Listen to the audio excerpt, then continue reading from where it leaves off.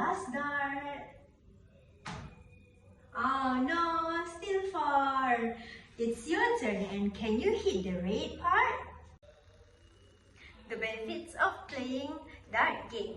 The first one is to introduce the game instruction to children, just like what I did in the video just now. The second benefit is to help the children to learn on how to alternate play with their peers. And the last benefit is to improve the children's hand and eye coordination as they need to throw the dart into the red part of the dartboard. The suitable age to start play dart can be as early as 6 years old, but make sure the dart is safe for children. For instance, what I used just now is the magnetic dart so that it is safe for children.